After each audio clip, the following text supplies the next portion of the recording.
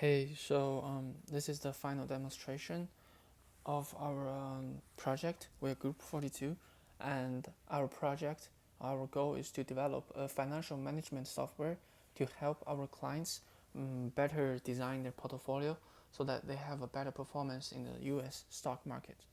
And let's dive into it. So if we go to a local host, it is currently deployed um, locally. We will enter this page.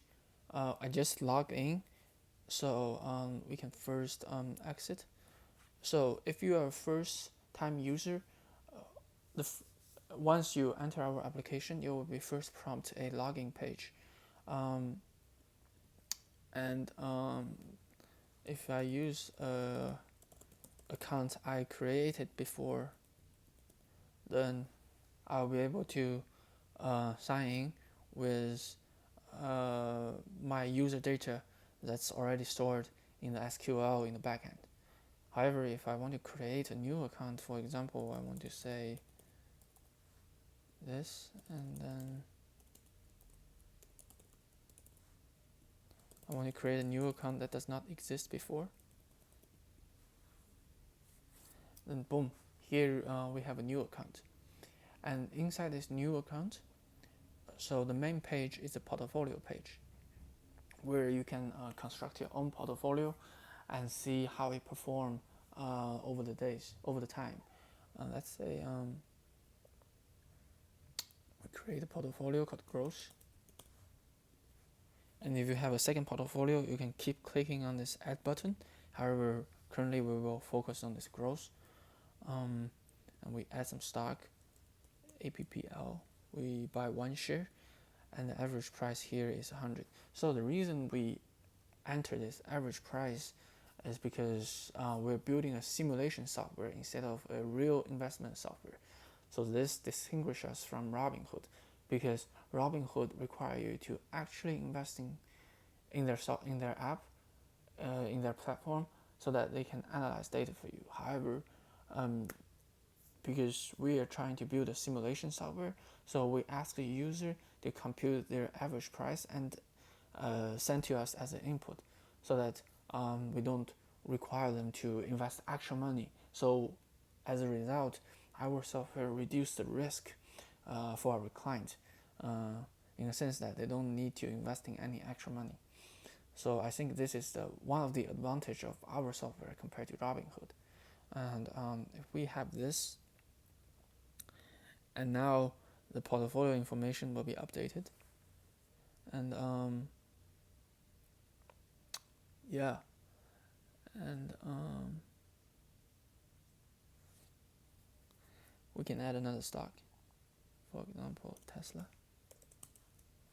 We buy, let's say, 3 share, and the average price is, let's say, $350.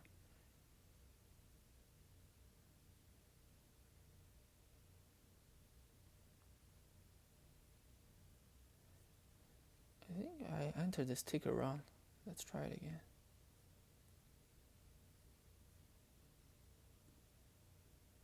AAPL, that's right.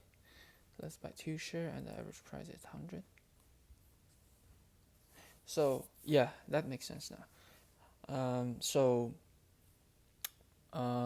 we construct our portfolio, and we define our average price, and what software will do is will compute the gain or loss comparing current price with average price. This current price is fetched from Yahoo Finance API, so it is reflecting the ticker, the stock price of the market currently, right now, and this is the average price you bought this ticker, and so it will compute the gain and loss based on these two values. And this is one of the functionality of our application. However, this is not sufficient, because once we construct our portfolio, we not only want to know how it is performing up until now, but also we want to predict how our portfolio is going to perform in the future, so that our portfolio is actually making sense. And one way to do this is to test our portfolio uh, among different market emotions.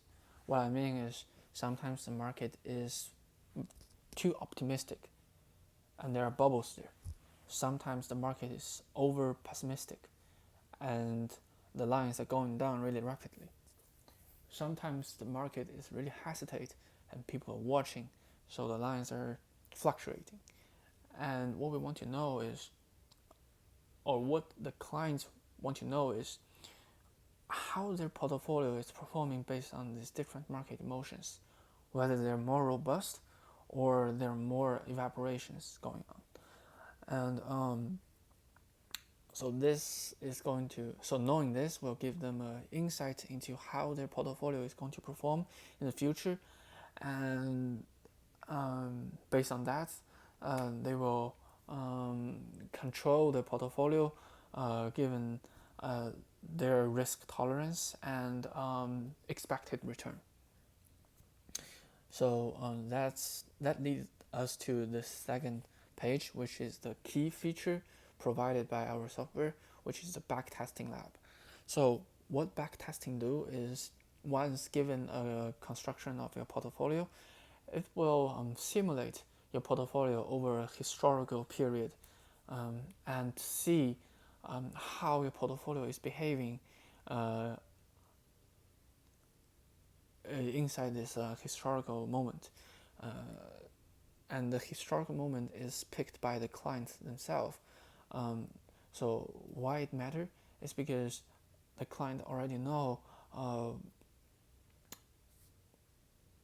the market is performing during the historical period in history. For example, in 2025 April to 2025 I think it's months they to 2025 May. The market was experiencing a downturn where people are stressed about AI and they fear about the bubble explosion, so the market went down for a period. And we want to know how our portfolio is behaving when people are losing confidence. And so these are some defaults tickers. So we have Apple, we have Tesla, we have one share, and we also can choose our strategy, which is buy and hold. We have a lot of options to choose from, but for this demonstration, we just stick with buy and hold, which is pretty simple. The idea is to dump all your money and then just hold it. You never sell your stocks. And for buy and hold, you can choose to dump your money all at one time at the beginning of the testing period, or you can do a recurring investment where you divide all your money into pieces and you invest them piece by piece in a periodic way. So what I prefer is to invest weekly, and each week I invest $100. And we also provide a benchmark for you to compare. It's because sometimes it seems that your portfolio is increasing, but actually it is not performing as good as an index fund or some other index fund or some other intuitive way of investing. And if you are not increasing as fast as the index fund, as the benchmark, that means your portfolio doesn't make any sense at all. You might just as well invest the benchmark instead of your own portfolio, because the benchmark is making more money than you do. So only seeing the portfolio increasing is not enough. What we want to see is our portfolio is increasing faster or decreasing slower than the benchmark. That means we're keeping our money, we are safe, and we're beating inflation. So we We also provide this benchmark for our clients to better understand whether their portfolio is actually performing as desired. And once we configure all this information, we click this run backtest button, and it will send all the information we just input to the backend, and the backend will run the simulation for us during this time period we specified. And once performed, it will return all the computed statistics. And here, as you can see, we have a lot of terminologies here that reports the performance of our portfolio. However, because we're building our software in a user-friendly way, in an intuitive way, we're assuming our client have zero knowledge of these investment terminologies. So what we do is we add these small question marks to the side so that the users can read through, and it will instruct and teach our user what this number means and how to interpret this number and how they can make use of this number to improve their portfolio iteratively. And as you can see, during this pessimistic period, the market is going downward, and our portfolio is behaving worse than the benchmark. The dashed line is the benchmark, and the green line is our portfolio.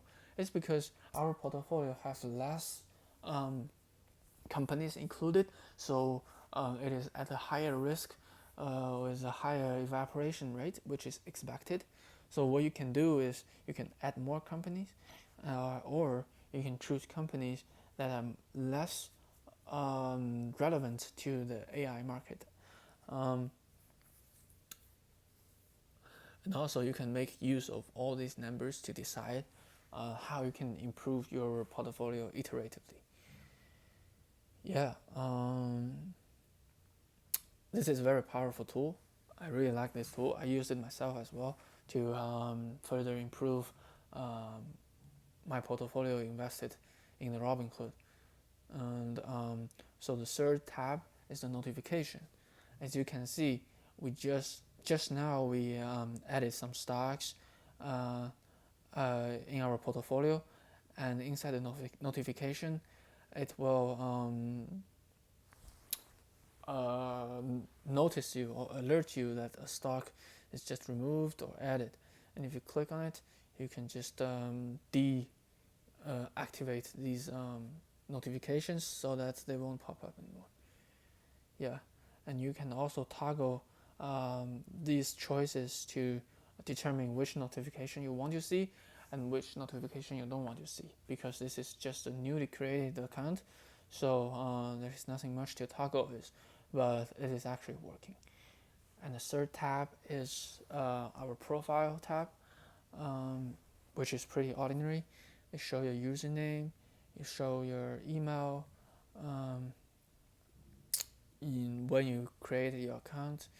It is a free account, and later on we might add a premium account to for people to subscribe to have access to more advanced feature.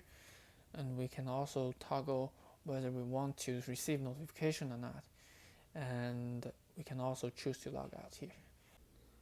Okay, so after the demonstration of user scenarios, now we can proceed to high-level technical details.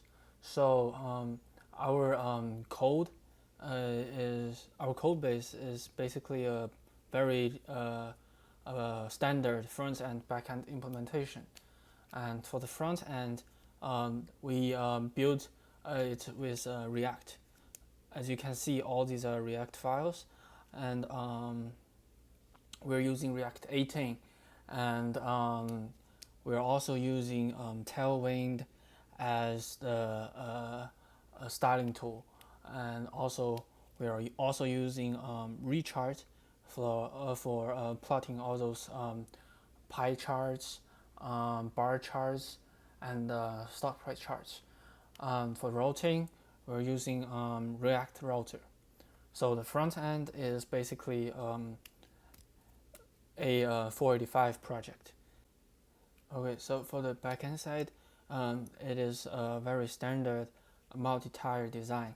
So we have a controller, we have a model, we have a repository, and we have a service. Also, we have the security. So we won't dive into the security. So the security part is using Spring Security with GWT token for authentication. And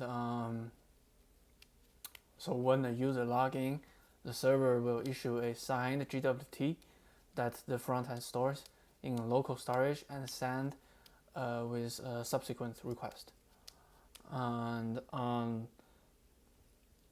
so for the controller, basically what it does is it will receive requests from the front end, and based on the message it received, it will determine how to allocate its data to the corresponding services.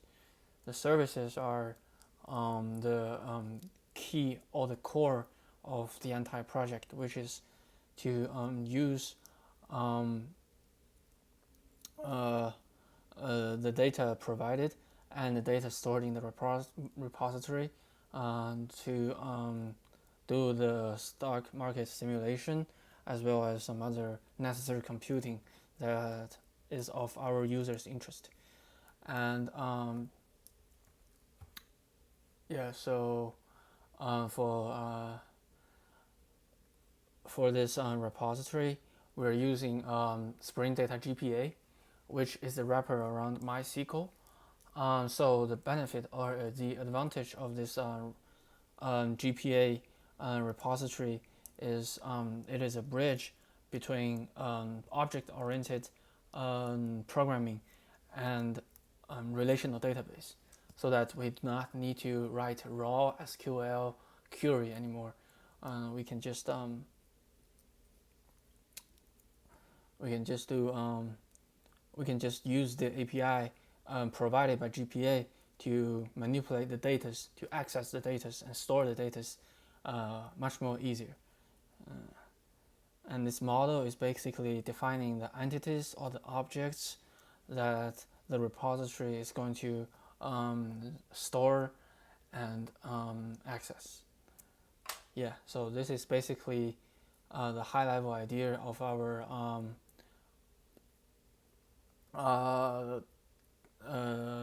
implementation detail.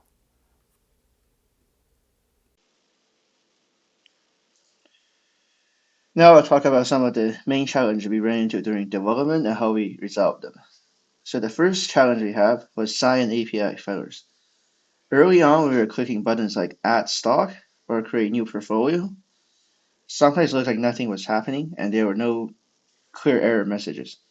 So it's hard to tell that what actually had gone wrong. After debugging, we found that the issue was mostly in how the front end was handling fail requests. Some of the errors were not being handled appropriately, and some of the async handler was missing try catch blocks. So we fixed that by improving the request handling logic and check for any failed response more consistently. Um, this made the app much easier to debug and also much cleaner for the users. The second challenge was with our development setup. At one point, some front-end configuration change caused Vite to stop reloading the app properly. So it looks like our code update was not working and taking effect in the browser. The main issue turns out to be in the config file, not in the feature itself. Once we trace it back, we restore the correct setup and restart the dev server. This is a good reminder that sometimes the problem is not in the logic, but in the tool around it. The third challenge was integrating real external financial data. Since we are using financial modeling prep API, which is an external API, the backend has to make outside requests for stock information, and sometimes that can introduce latency, especially when the portfolio has multiple holdings. Um, we don't want the app to feel fragile to the user because we are getting external data and it could be slow. So we made a backend we make the backend so that it could handle these failures more gracefully. For example, if live code data is not available, the app would just fall back to exit the stored data instead of crashing. We also kept this external API logic inside its own service class, which makes that part of the system easier to manage if there's any bug or improvement that we need to do dealt with in later. So the fourth challenge comes from how we model some of the backend data relationships. In our case, the portfolio to holding relationship used a simpler setup that works for our project, but that's not the case for most standard JPA approach. That caused some of the confusions while debugging and thinking about data loading behaviors. In the end, we kept the simpler design because it gave us more direct control, and this is good enough for our case, even though it means doing a little bit more work manually in some other places. Finally, the last challenge we have was designing the notification feature in a way that stays simple and maintainable. We want notifications to be generated for important actions like creating a portfolio or adding a stock.